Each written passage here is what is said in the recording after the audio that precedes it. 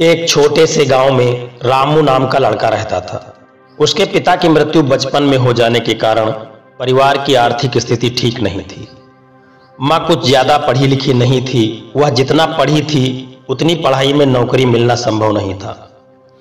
इसलिए रामू की माँ घर घर जाकर बर्तन मांजने का काम करती थी और झाड़ू पोछा लगाती थी। माँ जब घर वापस आती तो सिलाई बुनाई का काम करके किसी तरह परिवार का खर्चा चलाती थी। रामू की माँ ने रामू का दाखिला एक स्कूल में करवाया। एक दिन रामू स्कूल से वापस लौटा तो उसके हाथ में एक लिफाफा था।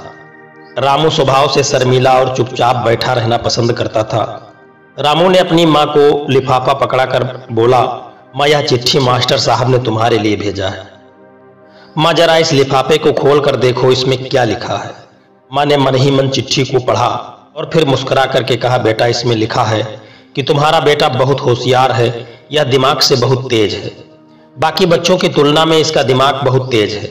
हमारे स्कूल में इसको पढ़ाने लायक कोई शिक्षक नहीं है, इसलिए कल से आप इस बच्चे को किसी दूसरे स्कूल में भेजना। इस बात को सुनकर रामू का मन स्कूल न जाने के कारण दुखी तो हुआ, पर साथ में वह आत्मविश्वास से भर गया कि वह सबसे अलग कुछ खास है और उसकी बुद्धि इतनी तीव्र है। रामू की मां ने रामू का दाखिला दूसरे स्कूल में करवा दिया। रामू पूरी लगन और मेहनत से पढ़ने लगा। वह क्लास में टॉप आता। समय बीतता गया। रामू ने खूब मेहनत से पढ़ाई की और एक दिन रामू ने सिविल सर्विसेज की परीक्षा पास करके कलेक्टर बन गया। रामू की मां बूढ़ी हो चुकी थी। बीमारी के कारण रामू की मां एक दिन मृत्यु को वरण हो गई। रामू के लिए यह बहुत दुख का समय था। वह काफी रोया। वह सोच नहीं पा रहा था कि मां के बिना वह कैसे अकेले घर में रहेगा। समय बीतता गया। रामू की शादी हुई। घर में बीबी आ गए। एक दिन छुट्टी का दिन था। उस दिन रामू को मां की बहुत ही याद आ रही थी। उसने अपनी मां की अलमारी को खोला। अलमारी में से मां का चश्मा व माला निकालकर उसको चूमने लगा। उस अलमारी में रामू के बचपन के कपड़े, खिलौने सभी संभाल कर रखे हुए थे। रामू सभी चीजों को ध्यान से देखने लगा। तभी उसकी नजर उस चिट्ठी पर पड़ी जो कई साल पहले उसके स्कूल से उसकी मां को मिली थी। दरअसल वह वही चिट्ठी थी जो मास्टर साहब ने उसे 20 साल पहले दी थी। रामू उस चिट्ठी को खोलकर पढ़ने लगा। उस चिट्ठी में लिखा था, आदरणीय अभिभावक, आपको बताते हुए हमें अफसोस हो रहा है कि आपका बेटा पढ़ने में बहुत ही कमजोर है और मंद बुद्धि का है। उम्र के हिसाब से इसकी बुद्धि विकसित नहीं हो पाई है, अतः हम अपने विद्यालय में इस बच्चे को पढ़ाने में असमर्थ हैं।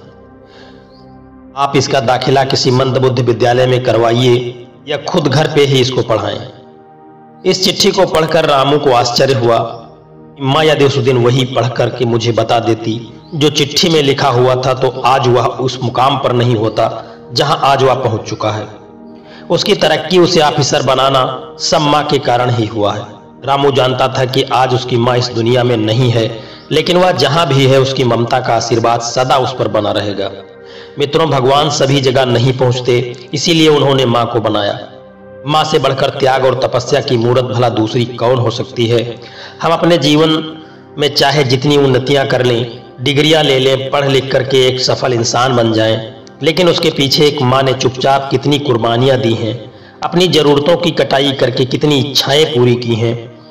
उस माँ ने यहाँ तक जब संतान माँ के साथ बुरा व्यवहार करता है तब भी वह संतान का भला ही सोचती है। वास्तव में माँ के जैसा कोई नहीं हो सकता। मित्रों, यह वीडियो आपको कैसा लगा है? यदि यह वीडियो आपको पसंद आया हो तो वीडियो को एक लाइक कर देना और चैनल को सब्सक्राइब करके कमेंट में लिख देना। यदि आप माँ से प्यार करते हैं तो कमेंट में लिख देना, जय श्री राधे राधे।